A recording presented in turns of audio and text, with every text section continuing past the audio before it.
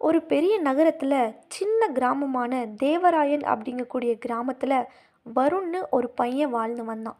அவன் ரொம்பவும் ஏழையான பையன். அவனோட குடும்பத்தில் அவங்க அம்மா அவங்க அப்பா 3 பேரும் வாழ்ந்து வந்தாங்க.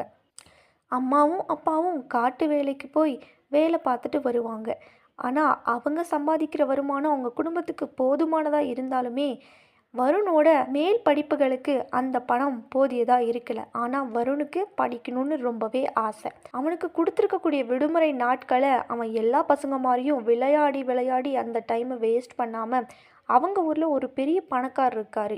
அவரோட பேர் அசோகன். அந்த அசோகனோட வீட்டில் போய் வேலைக்கு சேர்றான். அவங்க வீட்டில் இருக்க சின்ன சின்ன வேலையெல்லாம் பார்த்துட்டு அவன் முடிஞ்ச அளவுக்கு பணத்தை சேர்த்து வைக்கிறான் அவனோட மேல் படிப்புகளுக்காக.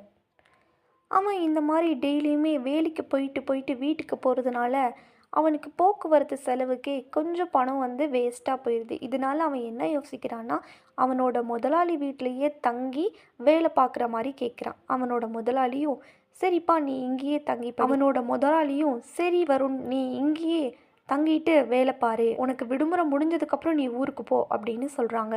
ஆனால் அம்மா அப்பாவுக்கு வருணை பார்க்காம சாப்பிடவும் முடியாமல் தூங்கவும் முடியாமல் ரொம்பவும் கஷ்டப்படுறாங்க. வருண்கிட்ட அலைபேசி கூட கிடையாது. அதனால் வாரத்துக்கு ஒரு நாள் தான் அவன் ஃபோன் பண்ணியே வீட்டுக்கு பேசுவான். ஃபோன் பண்ணி பேசுனதால் அவங்க அம்மா ரொம்பவும் அழுதாங்க. அதுக்காக வருண் சொல்கிறான், அம்மா என்னோட மேல் படிப்புக்காக தான் நான் இந்த மாதிரி வேலைக்கு வந்திருக்கேன், கண்டிப்பாக நான் சீக்கிரமாக வந்துடுவேன் அம்மா அப்படின்னு சொல்லிடுறான். அவனும் ஃபோனை வச்சுட்டு போகிறான். அம்மா அப்பா 2 பேருமே வேலைக்கு போகிறாங்க. ஆனால் அவங்களால அங்கே நிம்மதியாக வேலையே பார்க்க முடியல. ஒரு நாள் என்ன ஆகுது அப்படின்னா, வேலை பார்த்துட்டு இருக்கும்போது வருணோட அம்மா சாரதாவுக்கு உடம்பு சரியில்லாமல் போயிடுது. உடம்பு சரியில்லாமல் போயிட்டு அவங்க 2 நாளாக காய்ச்சலில் எந்திரிக்காமல் இருக்காங்க.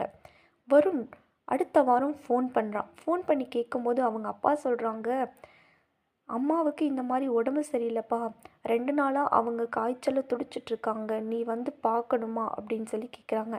உடனே வருண் இருந்த வேலையெல்லாம் விட்டுட்டு அவனோட சம்பள பணத்தை கூட வாங்காமல் அவங்க அம்மாவை பார்க்க வந்துடுறான்.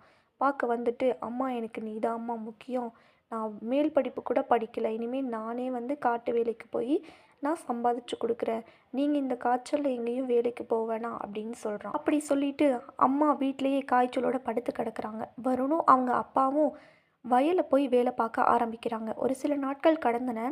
திடீர்னு அவன் வேலை பார்த்துட்டு இருந்த முதலாளி அசோகரன் ஃபோன் பண்ணி, வருண் நீ என்னோடய வீட்டில் ரொம்ப நாளாகவே வேலை பார்த்துட்டு இருந்த, திடீர்னு நீ ஏன் வரலன்னு சொல்லி பக்கத்து ஊர்க்காரங்களை நான் விசாரித்தேன்.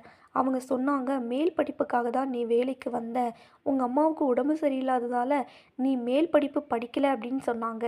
உனக்கு எவ்வளோ பணம் வேணும்னு சொல்லி நான் உன்னை மேல் படிப்பில் சேர்த்து வைக்கிறேன், எனக்கு பசங்க கிடையாது, உன்னை என் பையனாக பார்த்து நான் சேர்த்து விடுறேன் அப்படின்னு சொல்கிறாங்க. உடனே அவங்க வீட்டில் அம்மா அப்பா வருண் எல்லாருமே ரொம்ப சந்தோஷப்படுவாங்க.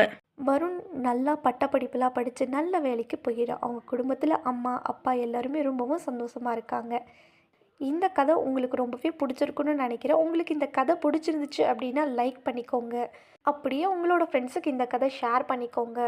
இன்னும் நிறைய கதைகளை பற்றி உங்களுக்கு தேவைப்படுது அப்படின்னா என்னோடய சேனலை சப்ஸ்கிரைப் பண்ணிக்கோங்க. நான் உங்களுக்காக நிறைய கதைகளை கீழே அப்டேட்ஸ் பண்ணுறேன்.